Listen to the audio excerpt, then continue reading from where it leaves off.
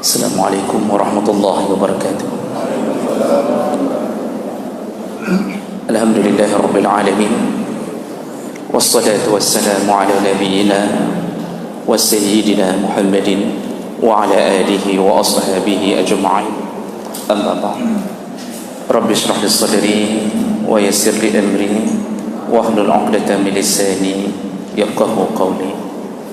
Segala puji bagi Allah, kemudian salawat dan salam kepada Rasulullah, pada keluarga dan seluruh sahabat-sahabatnya yang Allah muliakan insyaAllah. Bapak-bapak dan ibu-ibu, jamaah salat maghrib dan isya yang telah datang karena Allah, dan mudah-mudahan kedatangan kita menjadi pahala di sisi Allah Subhanahu wa taala. Jamaah yang dimuliakan Allah, kita masih membahas tentang adab bermajlis, dan terakhir pembahasan kita yaitu di antara adab bermajlis, janganlah seseorang sering-sering membuat majlis di samping-samping jalan. Ini hanya sekedar resume ulang. Hendaknya seseorang menjauhkan dirinya daripada bermajlis di samping-samping jalan, kecuali dia mampu melakukan 5 perkara. Yang pertama, menahan pandangan mata, kemudian menjauhkan gangguan apapun yang ada di jalan, lalu menjawab salam, dan melakukan amar ma'ruf dan nahi munkar.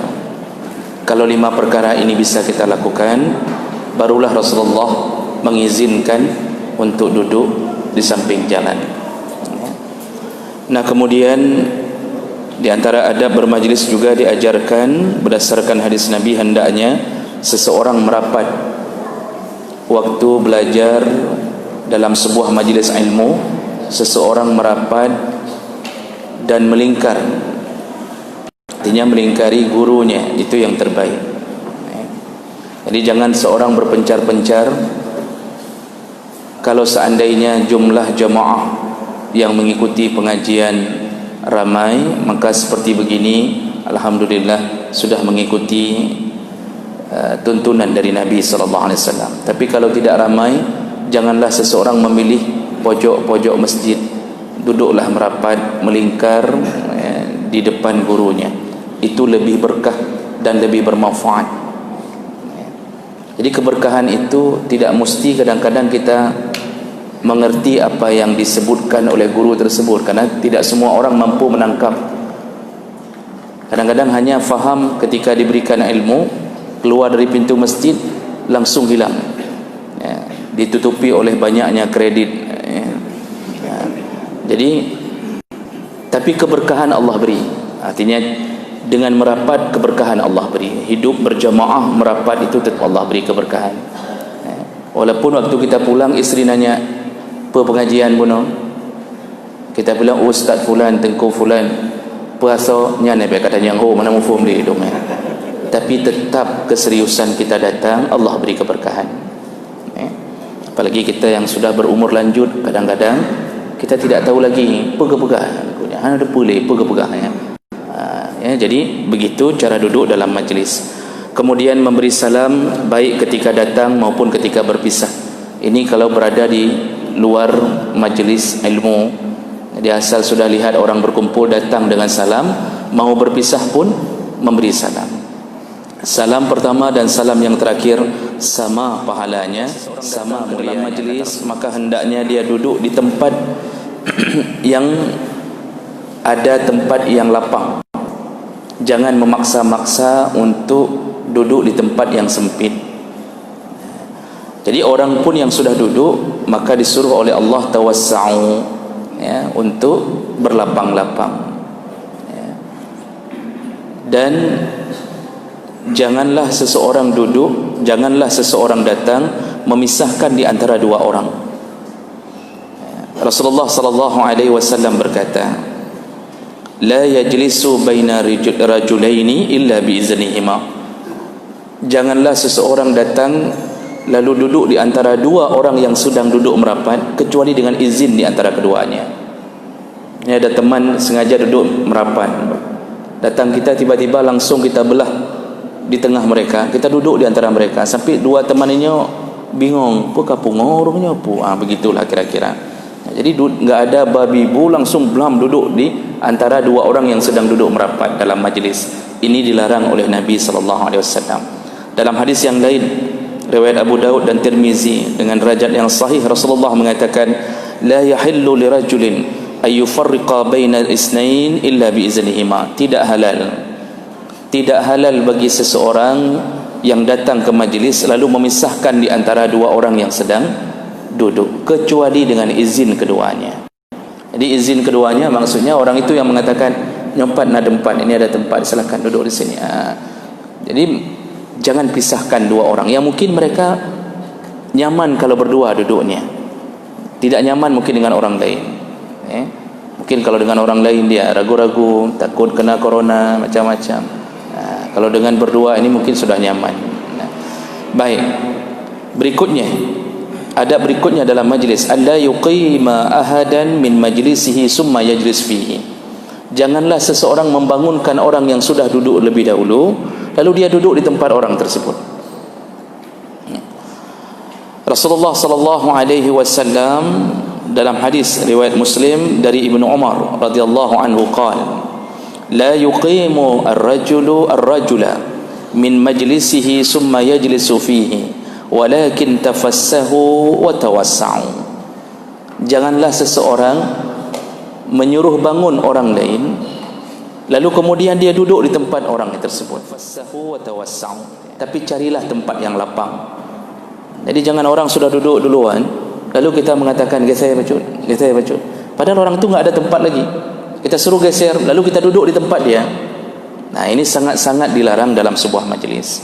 Jadi cari duluan tempat-tempat yang bisa duduk. Jangan suruh geser orang lalu kita menggantikan tempat dia. Dan ini menunjukkan tingginya akhlak seseorang.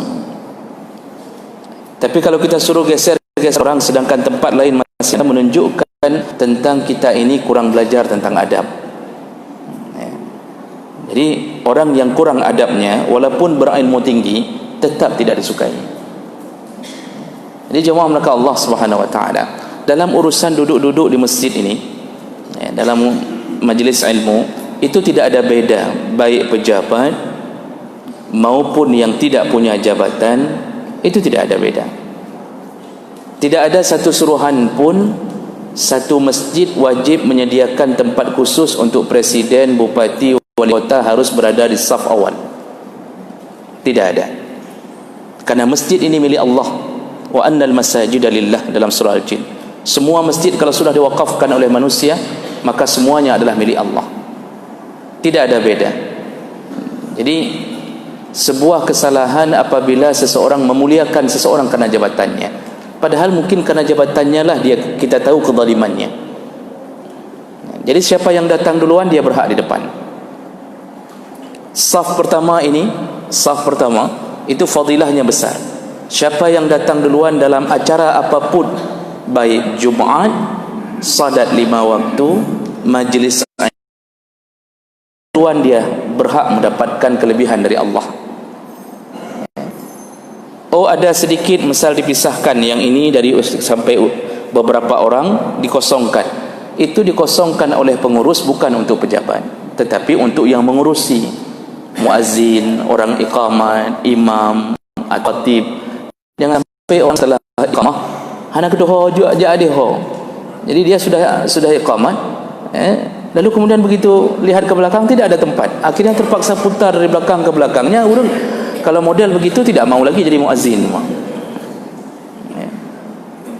Jadi ini duduk ini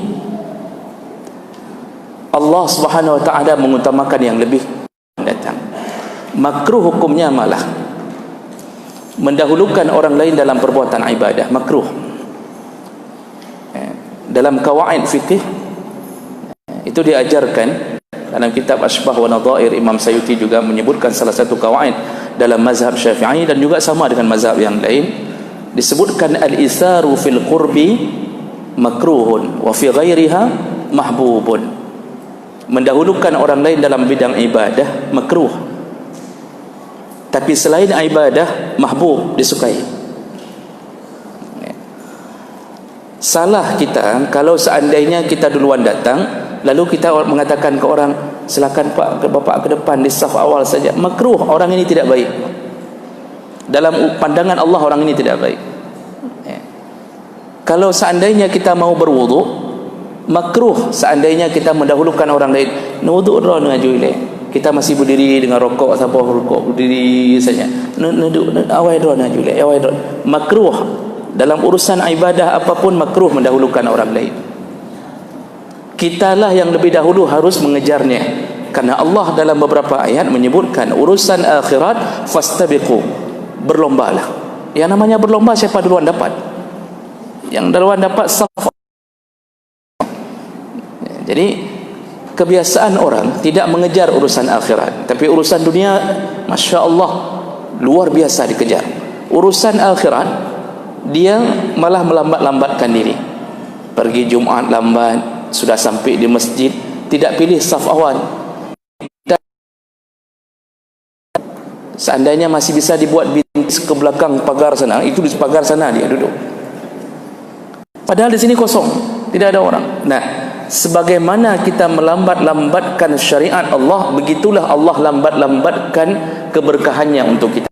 Rezeki lambat, kemuliaan lambat, derajat di sisi Allah lambat. Bahkan Nabi pernah mengatakan di akhirat nanti Allah lambatkan dia untuk masuk surga walaupun dia ahli jamaah. Itu ada hadisnya. Saya tidak hafal lagi matanya dan tidak berani saya sebutkan, takut menyalahi Nabi. Tapi saya ingat Rasulullah mengatakan sebagaimana orang suka melambat-lambatkan urusan dengan Allah, maka Allah lambatkan kehidupannya di dunia dan di akhirat. Kita mungkin ahli surga, tapi ngantri dulu setelah orang lain yang dulu di saf pertama ngejar-ngejar untuk masuk surga. Nah, jadi jemaah melakukan Allah dalam majlis, silahkan duduk. Kalau kita duluan yang datang, silahkan isi saf awal.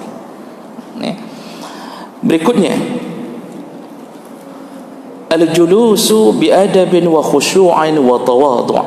Duduklah dalam majlis dalam keadaan adab, beradab, khusyuk wa tawadhu'. Khusyuk, ya, artinya dia benar-benar fokus, dia dengarkan, ikhlas hatinya datang ingin menuntut ilmu. Wa tawadhu', dan juga dia suka merendahkan dirinya. Rasulullah sallallahu alaihi wasallam pernah dilihat oleh salah seorang sahabat perempuan dalam hadis dari Qailah binti Makhramah, ra'at Nabi sallallahu alaihi wasallam wa huwa qa'idul qarfasa. Pernah dilihat oleh seorang perempuan, sahabat perempuan, Rasulullah sering duduk dalam keadaan qarfasa. Qarfasa itu apa? Duduk dalam keadaan memeluk lutut. Nah, jadi lutut diangkat, lutut diangkat sampai dua tapak kaki menjejakkan lantai. Peik kemudian dia peluk betisnya. Ya, dia peluk betisnya. Nah, ini disebut dengan duduk qarfasa. Rasulullah sering duduk begitu. Jadi dua-dua lutut diangkat lalu dipeluk betisnya. Dia memeluk betisnya sendiri. Dia duduk sambil melakukan ibadah atau sesuatu yang sifatnya ada di dalam hal-hal yang baik. Itu sering dilakukan oleh Rasulullah. Tapi duduk qarfasa ini, memeluk lutut ini, menjadi makruh ketika hari Jumaat.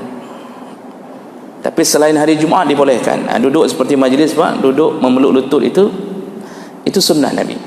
Tapi hari Jumaat makruh. Karena hadis Nabi menyebutkan tentang khusus hari Jumaat duduk lalu memeluk lutut sambil mendengarkan, itu makruh. Kenapa? Menyebabkan ketiduran. Karena syaitan itu berusaha menjatuhkan amal kita, salah satunya adalah di hari Jumaat. Karena besarnya dan mulianya hari Jumaat. Jadi sesuatu yang dimuliakan Allah, syaitan akan berusaha membuat manusia tidak dapat kemuliaan itu. Makanya ada orang yang kadang-kadang datang Jumaat Itu enggak ada kerja dari pagi, Pak. Masuk kantor tidak, ya. Belajar online tidak, ngajar online tidak, jual beli tidak, sudah pensiun, tidak ada kerja apa-apa, duduk rumah, jak kedai kopi, buka koran, enggak tahu kerja apa, itu mulai membaca dari awal sampai akhir, iklan habis semuanya, enggak ada kerja memang. Jadi hanabut baca-baca iklan kan, tidak datang. Itu salah satu tipu daya syaitan, salah satu tipu daya syaitan. Malah lebih aneh, tidak ada kerja, datang ketika khatib sudah berada di atas mimbar, maka dia tidak mendapatkan pahala apapun kecuali hanya Jumatnya sah saja, ya. Karena malaikat telah menutup catatan amal, kata Nabi, dan mereka pun ikut mendengarkan. Allah Subhanahu wa taala duduk dalam majlis itu, berusahalah mendapatkan sempurna kasih sayang Allah. Salah satunya duduk dengan cara tawadhu', rendahkan diri. Nah, Rasulullah cara duduknya dengan cara sering mengangkat lututnya. Tapi ada kalanya Rasulullah sering duduk dalam keadaan murabbah, duduk bersila seperti begini. Ini sering Rasulullah lakukan ketika selesai salat, habis salat subuh. Dalam hadis sering Rasulullah lakukan habis salat subuh, menunggu sampai matahari terbit, tulu'a. Itu Rasulullah sering duduk dengan cara murabbah, bersila, lalu beliau berzikir kepada Allah. Jadi ini duduk seperti ini dibolehkan, ya. Nah, ada satu lagi model duduk yang dimakruhkan dalam majlis, yaitu adamul i'timad 'ala al-yadil yusra indal julus. Janganlah seseorang duduk dengan cara menyandarkan tangan kirinya ke belakang tubuhnya ketika duduk, ya. Berdasarkan hadis Nabi sallallahu alaihi wasallam dari Shuraid bin Suwaid, qal marra bi Rasulullah sallallahu alaihi wasallam, pada satu hari Rasulullah melewatiku, ya, wa ana jalisun hakaza, dan aku sedang duduk dalam keadaan begini, kata dia. Lalu dia gambarkan cara duduknya. Bagaimana cara duduknya?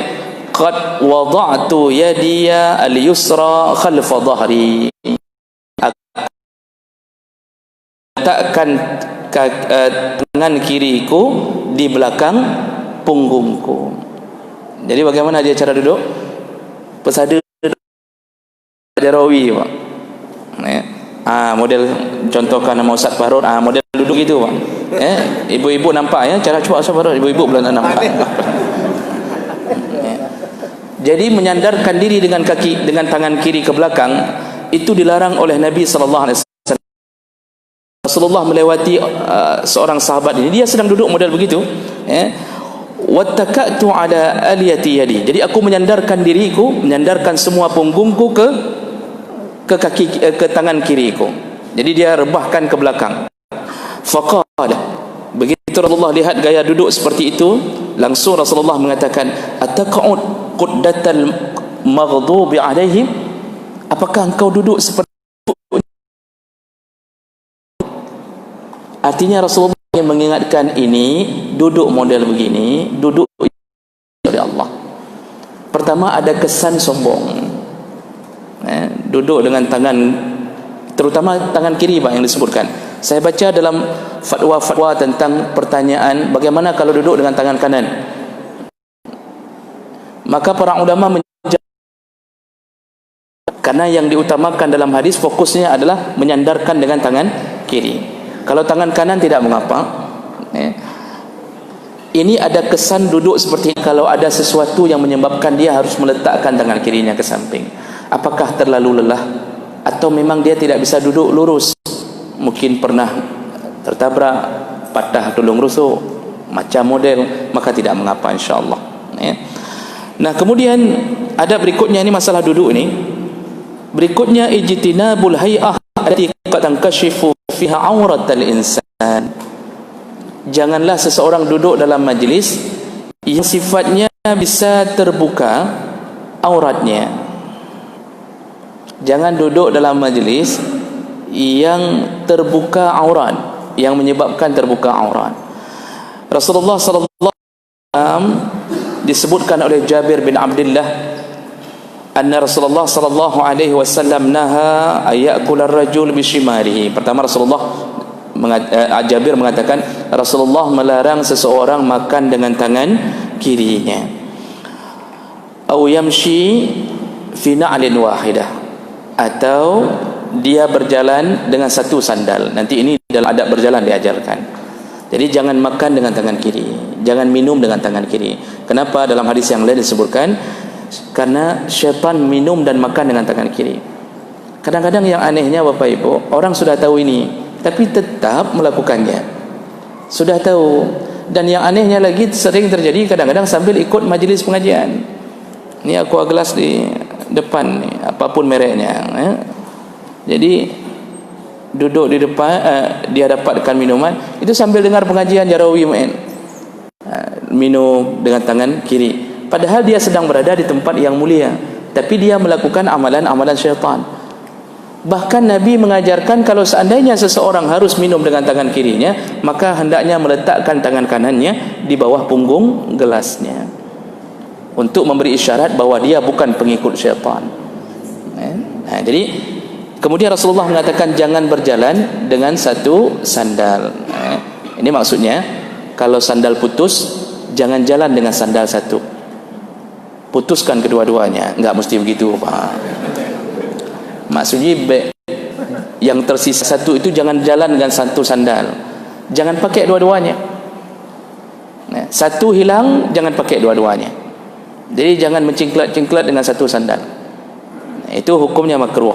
Nah, kemudian Rasulullah mengatakan wa ayyashtamil as-sama', dan janganlah seseorang memakai pakaian as-sama'. Bagaimana bentuknya? Ayyahtabi fi saubin wahid. Dia kadang-kadang memakai baju hanya dengan satu lapisan, kashifan an farjihi, lalu dia menampakkan auratnya. Jadi ada model yang dinampakkan oleh Rasulullah dalam hadis surat Muslim ini. Ada orang model pakai jubah contoh, cuma satu lapis, Pak, ni hana sapu dalam. Lalu duduk, angkat lutut, karena mencoba meniru tadi, dia angkat lutut, jubah pendek, lutut diangkat. Tahu apa yang terjadi? Maka menghambulah dunia ini. Ini dilarang oleh Nabi SAW. Enggak boleh. Kita yang pakai kain sarung hati-hati, Pak. Makanya pakaian itu yang terbaik kata Rasulullah fi saubain, dua lapis. Dua lapis, apapun model pakaiannya. Kalau ada pakai jubah, satu harus ada celana pendek di dalam. Paling kurang celana dalam. Paling kurang. Yang pakai kain sarung begitu juga. Usahakan dua lapis. Itu yang terbaik pakaian. Jadi kalau terjadi sesuatu, orang tidak segan untuk menolong kita. Karena kalau sempat kita keluar masjid, Pak, kenang pintu, ulai miup aki wadah, kita enggak pakai apa-apa. Ini berbahaya. Ini enggak boleh. Maka duduk dalam majlis itu jaga-jaga diri. Kain-kain melipat jakrung, kain-kain melipat jakrung. Karena yang nampak bukan jemaahnya, ustaznya nampak, Bang. Kalau jemaah enggak mungkin dia lihat ke belakang, ustaznya nampak. Kapalnya gimana tapi pengajian model begini. Maka dilarang oleh Nabi SAW. Hati-hati jaga aurat dalam berpakaian. Sedikit lagi, berikutnya ada satu lagi model duduk yang dilarang, yaitu adamul julus majlis syaitan. Janganlah seseorang duduk dengan duduk gaya syaitan atau majlisnya syaitan. Bagaimana ini? Berdasarkan hadis Nabi sallallahu alaihi wasallam, hadis riwayat Ahmad, juga diriwayatkan oleh Abu Daud dengan derajat yang sahih. Rasulullah sallallahu alaihi wasallam naha ay yajlisa baina ad-duhi wa dhilli wa qala majlisus syaitan.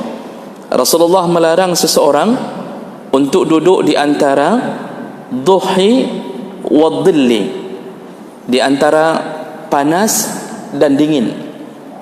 Jadi di antara misal ni, mohon maaf Bapak, kalau kita duduk misal di satu tempat, pertama kita aman, semuanya dingin, tiba-tiba masuk matahari dari pintu atau dari jendela.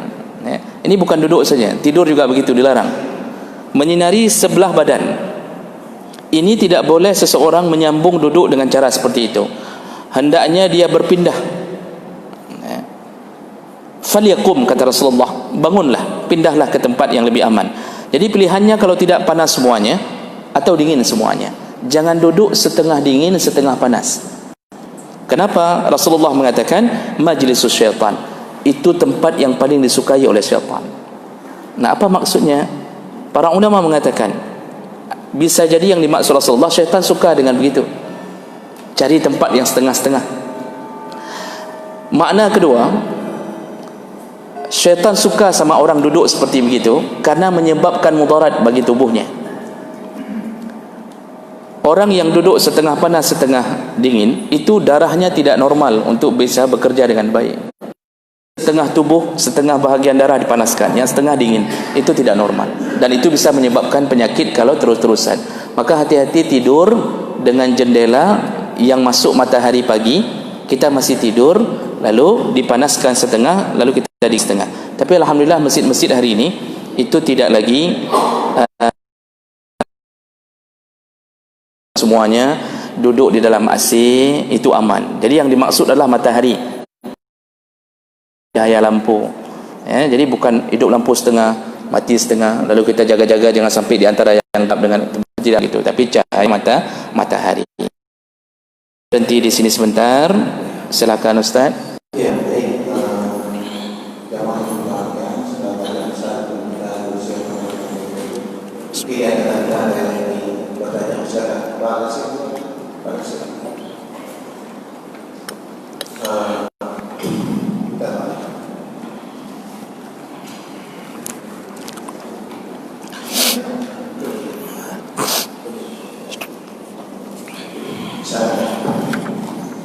Assalamualaikum warahmatullahi wabarakatuh. Waalaikumsalam warahmatullahi wabarakatuh. Ustaz yang terhormati, karena kalau sekiranya orang yang makan memiliki maka karena dia bawaan sejak lahir, tidak bisa dia bawa. Terima kasih Ustaz. Assalamualaikum warahmatullahi wabarakatuh. Waalaikumsalam. Ada lagi biar saya itu.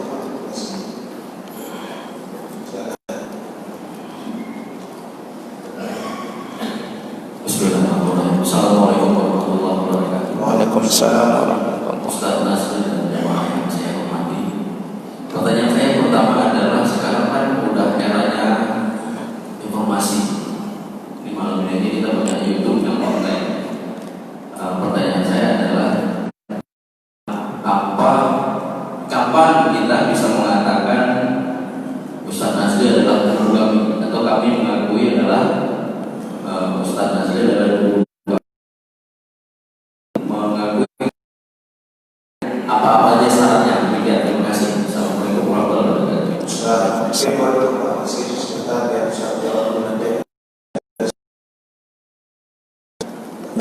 Baik. Saya jawab dulu ini Bapak. Terima kasih banyak atas pertanyaannya Bapak. Yang pertama tadi, seseorang yang dilahirkan dalam keadaan kidal, ya, tangan kiri yang main. Kalau memang tidak bisa melakukan pergerakan tangan kanan di saat makan dan minum, jadi menjadi mudarat bagi dia. Dia tidak bisa makan kecuali dengan tangan kiri. Sudah coba dengan tangan kanan, sudah dicoba jatuh makanannya, tidak bisa dia suap. Di saat itu maka berlakulah hukum darurat. Ya, ini dalam kaidah fikih disebutkan al-masyaqqah tajlibu at-taysir. Semua yang terasa sulit maka Allah mudahkan. Juga kalau kita lihat dari ayat dari hadis, mudahkan dirimu, janganlah engkau bebankan atau persulit keadaan dirimu. Betul-betul enggak bisa, maka dibolehkan makan dengan tangan kiri, dan itu dianggap bahagian dari mudarat. Cuma sebatas mana? Ad-daruratu tuqaddaru biqadril hajah. Darurat itu baru boleh hanya boleh dijalankan sekedar hanya kebutuhan saja. Jadi kalau dia semua yang lain bisa dilakukan dengan tangan kiri, maka yang lain tetap harus bisa dilakukan dengan tangan kanan, maka yang lain tetap harus dengan tangan kanan. Ini contoh waktu orang kidal itu biasanya nggak sampai ke makan Pak, biasanya Orang kidal itu biasanya main itu tangan kiri, ya, kaki main bola kaki kiri. Nah, itu biasanya. Tapi kalau sudah makan bisa dilatih. Kalau masih ada tangan kanannya, biasanya begitu. Nah, jadi harus lebih dahulu melatih tangan kanan. Tidak boleh langsung berpangku pada tangan kiri. Oh, enggak bisa juga, maka sebatas yang hanya dibutuhkan saja. Ya. Baik. Berikutnya, kapan seseorang dianggap murid dan guru? Saya teringat dengan perkataan Ali bin Abi Thalib dalam salah satu asar sahabat. Ali pernah mengatakan, ana abdun man 'allamani harfan. Aku adalah hamba bagi orang yang pernah mengajarkanku satu huruf. Dia ingin mengatakan apa? Imam Ali radhiyallahu anhu ingin mengatakan apa? Tentang kemuliaannya ilmu yang diberikan kepada orang yang telah memberikan ilmu ikhlas karena Allah, bukan karena riya, bukan mengharapkan pujian manusia, bukan mengharapkan amplop, walaupun amplop datang selalu, tapi tidak diharap, Pak. Memang enggak perlu diharap karena panitia sudah tahu bagaimana harus melakukannya. Jadi ini memang tidak ada hal, maka satu huruf pun sudah dianggap murid. Cuma ada murid yang sifatnya sigaga aja. Model murid-murid seperti ini, model lampu klep-klep, sekali ada sekali tidak, dia tetap murid. Maka yang sesungguhnya murid yang diberkahi Allah adalah yang melakukan mulazamah, datang dari satu bab ke bab yang lain, lalu dia apa yang dia dengar dia bawa pulang, dia ajarkan ke anak isteri, dia praktekkan dalam keluarga, maka dia telah mendapatkan manfaat daripada menuntut ilmu. Jadi sudah disebut, ataupun hanya sekedar mengajarkan melalui YouTube, melalui ini. Kalau kita sudah mendapatkan manfaat dari seseorang, maka orang itu sudah layak disebut untuk guru kita, dan kita layak disebut murid. Cuma kalau tidak mulazamah, maka murid itu murid pura-pura lah cerita ini. Jadi perlu mulazamah, datang, talaqi, bertemu. Nah, ini lebih mulia daripada yang hanya sekedar menonton dari jarak jauh. Ini masih punya kesempatan, silakan Bapak. Ya, oh, ada di belakang. Baik.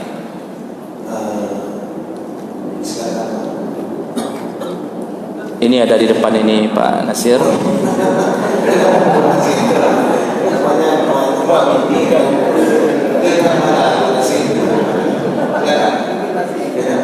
Assalamualaikum warahmatullahi wabarakatuh. Waalaikumsalam.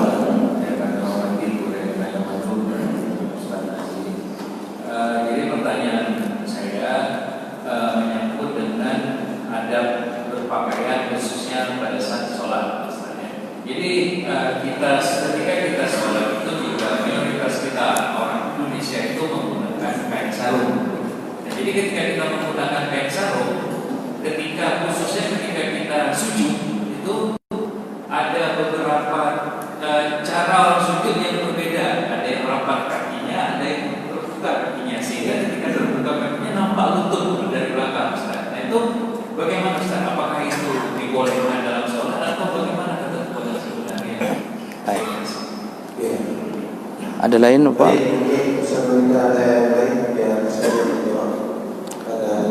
Baik, kalau tidak ada jangan dipaksakan Bapak. Ya, masih ada. Saya berharap. Oke.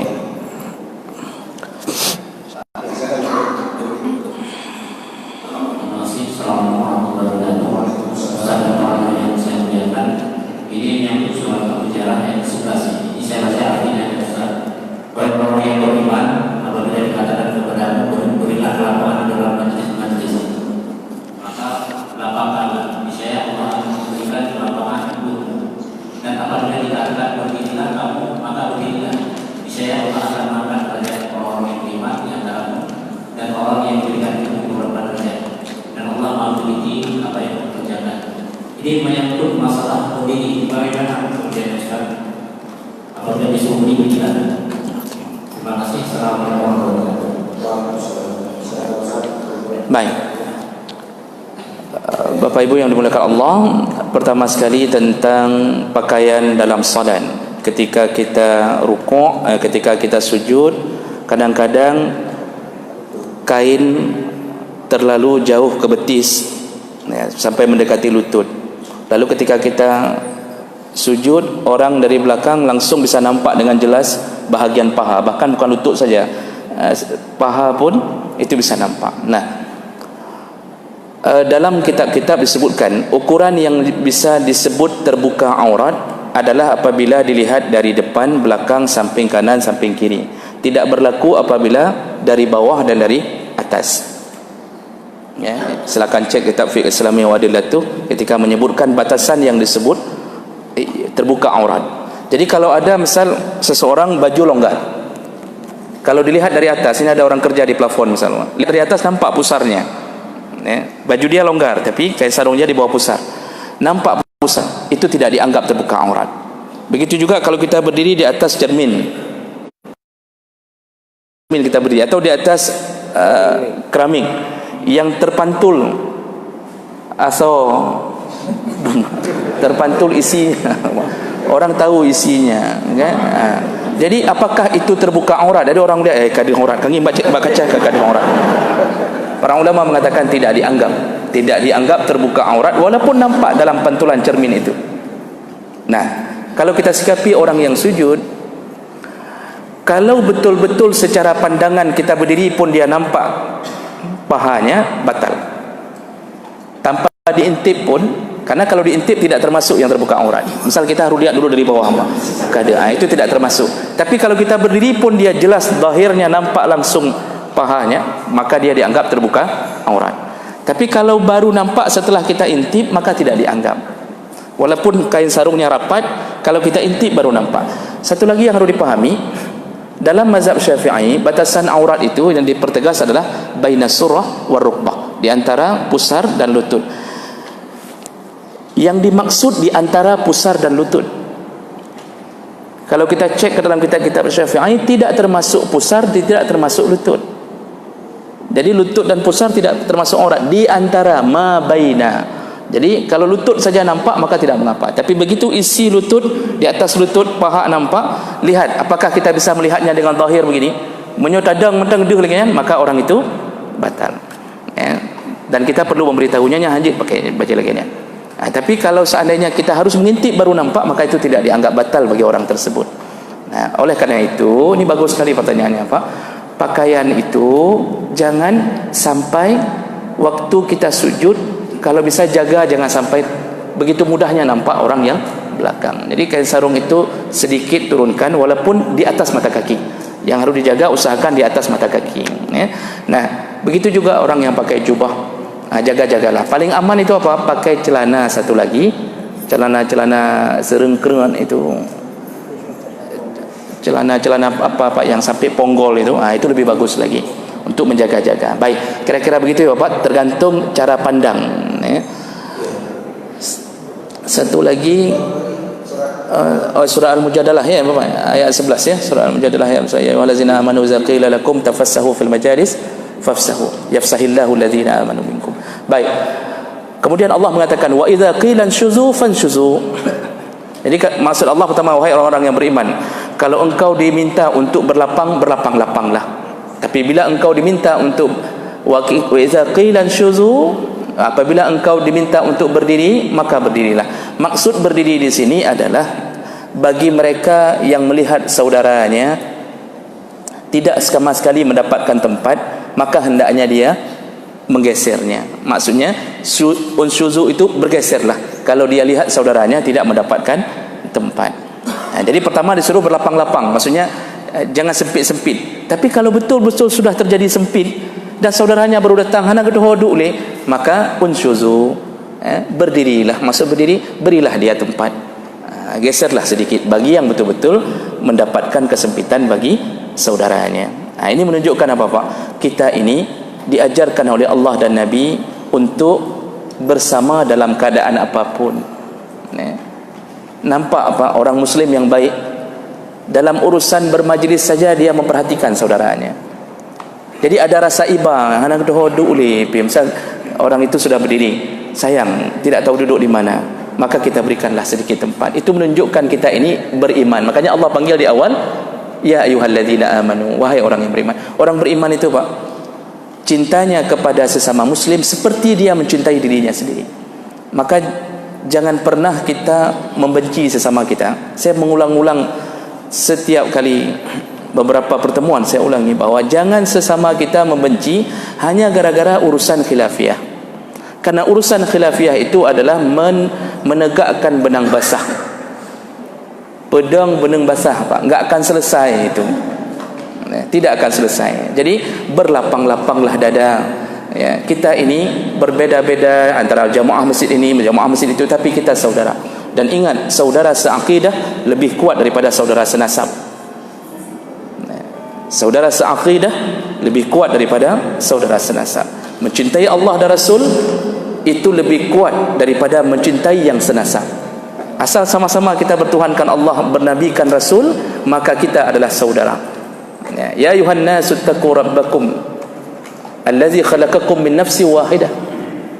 Wahai manusia, bertakwalah engkau yang Allah telah menciptakanmu dari satu jiwa, dari satu jiwa. Jadi baik bagah tak tersinggung, baik bagah tak bengeh hanya gara-gara belah dih sedikit beda pemahaman, kita sedikit beda.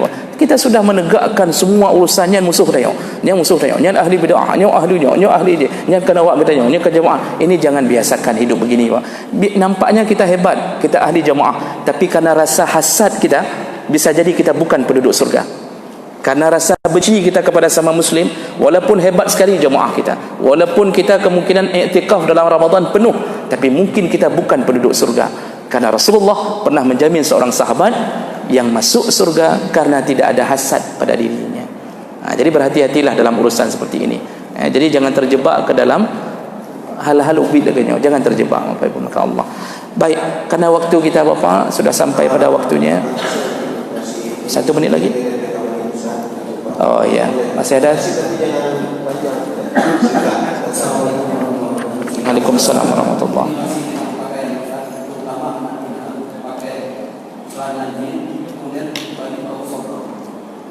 Waktu dia sujud, tiap rakaat nampak wujud. Baik. Itu bagaimana penjelasan? Apakah membatalkan sholat? Terima kasih banyak. Ada sebahagian anak muda, memang betul anak muda, karena orang tua enggak suka pakai baju begini.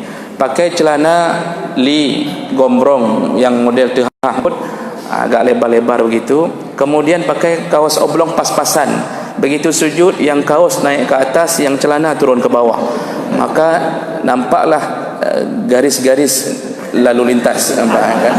Garis-garis khatulistiwa. Apa hukumnya? Batal salatnya.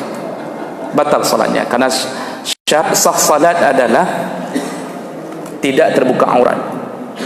Batal salatnya. Dan bagaimana kita yang melihatnya? Wajib ingatkan, ulang sembahyang, gantau bajai. Oh, gantau bajai le berulang sembahyang. Wajib ingatkan. Enggak boleh seseorang membicarakannya di belakang tapi tidak pernah mengingatkannya ke orang tersebut. Jadi kita bilang orang lain, udah ngana ilmu aja kepuana ilmu. Tapi kita enggak pernah memberitahu dia apa kesalahan dia. Mungkin dia memang tidak tahu itu salah. Jadi akhirnya kita terjebak juga oleh syaitan. Kita hanya mengupat orang, tidak memperbaikinya. Ini kebiasaan orang-orang yang buruk akhlaknya. Jadi kalau begitu lihat, wah, langsung itu harus, kalau dia tahu dia sedang solat, dia harus batalkan solatnya. Dia harus batalkan solatnya. Jadi ukuran pusar itu bukan hanya berlaku di depan, tapi sampai garis ke belakang. Jadi ukuran pusar itu kalau jatuh ke bawah pusar, maka langsung batal solatnya. Jadi mohon anak-anak muda tolong jaga diri dengan pakaian. Baik, saya rasa karena waktu kita, insyaAllah kita masih ada pertemuan, masih menyambung pembahasan, belum selesai, Pak. Ada sambungannya lagi. Kita bertemu di minggu yang akan datang, dan semoga yang berhadir Allah telah catatkan pahala untuknya, dan semoga Allah beri keberkahan pada keluarganya, dan semoga Allah mengumpulkan kita kembali di dalam surganya. Amin ya rabbal alamin. Subhanakallahumma wa bihamdik, asyhadu an la ilaha illa anta, astaghfiruka wa atubu ilaik. Wassalamu alaikum warahmatullahi wabarakatuh.